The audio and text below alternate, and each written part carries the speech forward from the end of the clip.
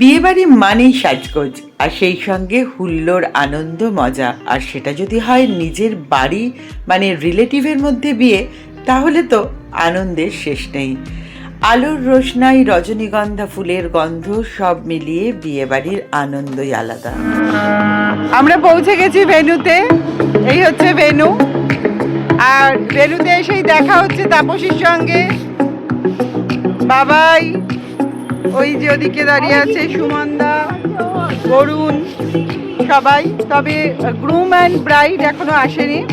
আর একদম সামনেই হচ্ছে বিশ্ব বাংলা গেট। অ্যাম্বিয়েন্সটা জাস্ট অসম।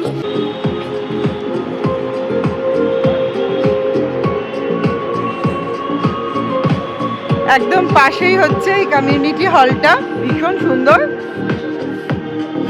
তো চলো দেখতে থাকো।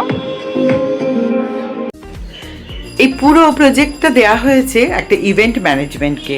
সকালবেলায় এখানে হয়েছে গায়ে হলুদের অনুষ্ঠান, সেই কারণে সেই ডেকোরেশনই ছিল। তারপর সেটাকে এখন আবার বিয়ে হবে সেই ডেকোরেশনে কনভার্ট করা হচ্ছে, তাই একটু কাজকর্ম চলছে। আমরা একটু আগেই চলে এসেছি, দু একজন গেস্টও চলে এসেছে। আমরা একটু নিজেদের মতো টাইম স্পেন্ড, ফটো তোলা এসব করতে করতেই শুরু হয়ে গেল স্টার্টার কাউন্টার। স্টার্টার কাউন্টারেই প্রথমে খেয়ে নিলাম এক কাপ গরম গরম কফি। যেহেতু একটা রুফটপে হচ্ছে অনুষ্ঠানটা, তাই একটু একটু ঠান্ডা লাগছে, অথচ অনেক ঠান্ডা নয়। সেই সঙ্গে এই কফির আমেজটা ছিল জাস্ট অসম। কফিটা খেতে খেতেই মনে হচ্ছিল যেন বাড়িতে বানিয়েই খাচ্ছি। বিয়েবাড়িতে সাধারণত এরকম কোয়ালিটির কফি খুব কমই পাওয়া যায়। তার সঙ্গে খেয়ে নিলাম গন্ধরাজ চিকেন কাবাব, সেটাও ছিল ভীষণ সফট এবং টেস্টি। সাথে ছিল দই বড়া, সেটা আর খেলাম না।